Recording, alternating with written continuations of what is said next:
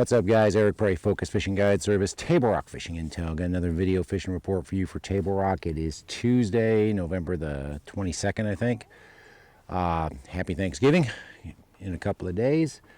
Sorry we didn't have a report last week. My father's ill.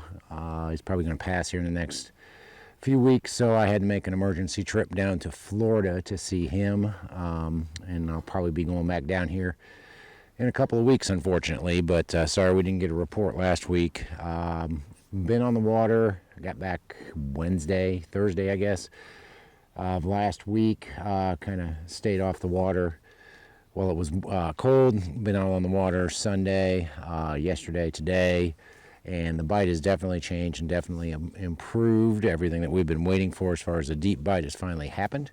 As far as our lake level is concerned, we are at 909.25, I believe, which puts us 7¼ feet low. Of course, still running water. Guess we're going to have a fall drawdown this year. All the lakes are down. Table Rock's down the most, but it looks like they're going to just go ahead and have a fall drawdown this year. Water temperature, we're around 57, 58 everywhere I've been. I've been down by the dam. I'm in Kimberling today.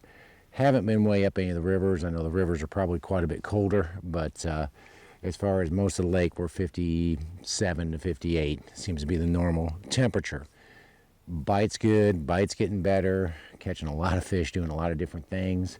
Best way to stay on top of it, best way to know what's going on, join Table Rock Fishing Intel and get that pro membership so you can stay on top of what's going on every day. Get those daily reports, weekly reports, tournament results, videos, all that stuff, so you know what to do before you even get to Table Rock. But if you're coming down, going to fish the lower end of the lake, hey, surprise, surprise, I'm not going to say the lower end sucks.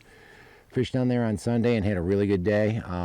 Most of those fish we caught were deep. I'm not saying you couldn't catch some shallow, but I haven't fished shallow with a jig down there in a couple of weeks. But I'm going to tell you the deep bite with either a drop shot rig, a scuba spoon, an ice bait, or the scope spin have all been really good. I was in Long Creek, and on 14 consecutive casts, I caught 14 fish on the scope spin. Most of the fish were in that 25 to 35 foot range. Didn't really seem to matter what we were throwing or where we were at. That's where the fish were. That's where the shad were. Most of them were on gravel flats, gravel points. That seemed to be where we were catching a lot of the fish. We did fish some trees for a little bit, but it seemed like the shad and the fish were a lot deeper than we really like to see them, at least early in the day, in the guts of the creeks. It's probably changing because it has changed up here as well, but most of the fish we were catching were on flats or points, mostly gravel. Not a whole lot of cover. A little bit of cover helps, but not a whole lot of cover. We're just looking for shad and looking for fish and catching them that way. I know a couple of guys did catch them on a wigglewort down there this past week when we had some winds, so wigglewort, rock crawler, that sort of thing. So definitely keep that in mind if you're going to go down there this weekend. We get a little bit of wind. You're going to want to throw a crankbait as well, mostly on rocky banks, 7 foot deep or less. Come up here in the mid-lake where I am today and went out for about 4 hours this morning by myself just to see if the bite was going on here. Fished deep all morning and caught them good. I don't know how many fish I had in 4 hours. Over 30, I know that, and over 25 keepers. And most of them I caught deep. I caught them on a scuba spoon. I caught them on a Demiki rig. I caught them on a drop shot rig. I caught them on the scope spin and caught them on ice bait. Caught them pretty much on everything. Earlier in the morning, the fish were really locked in tight to the trees around the shad, but as the sun came up and it warmed up, those shad started to lift up. Was able to catch more on the scope spin once that happened, and even had a nice one. Had one over 4 pounds on it as well. So that bite's going on. I know there's a glide bait bite going on down here as well. A lot of guys throwing that big glide, 7-inch or 9-inch glide, catching a lot of fish on steeper banks, steeper points, bluff end type stuff on a glide. You're not going to get a lot of bites on it, but you go out for 8 hours and get 8 bites, chances are you're going to have 8 really good fish. So that bite's going on as well. And then the jig bite, I know a few other guys last week were catching them on a jig down here and a crankbait down here, mostly on a football jig in that 10 to about 20 foot range. Also catching them on a rock crawler or wigglewort if you've got the wind on those rocky banks 10 foot deep or less. You can go up in the James, and the bite in the James has been really good as well. There is a deep bite if you do want to fish deep with either a scuba spoon or a scope spin.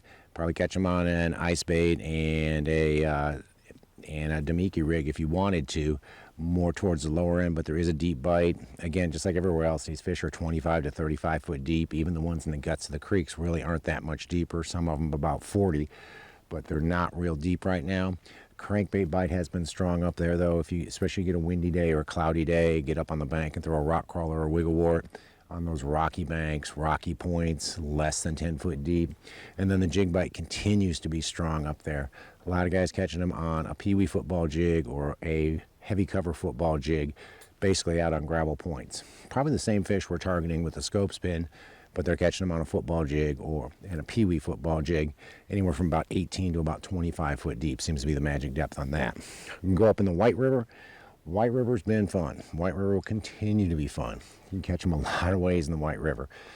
I was up there, caught them on a scope spin, both over top of trees and on some gravel flats. Caught them on a scuba spoon, caught them on a drop shot rig, caught them on a Damiki rig, caught them on a ice bait out in the trees, on those flats where they roll off in the deeper water. The key is right now, if you can find shad, there will be fish around them, no matter where you are in the lake. But if you can find shad, there'll be fish around them, and you can certainly catch some fish out there deep if you want to go fish deep. Shallow bite's been working as well. Talked to a couple of buddies that went up and fished around Big M, that sort of area, and they were catching them on a shaky head, catching them on a peewee football jig, and catching them on a spider jig. Most of the fish 10 to 15 foot deep on kind of a rocky and gravel mix sort of stuff.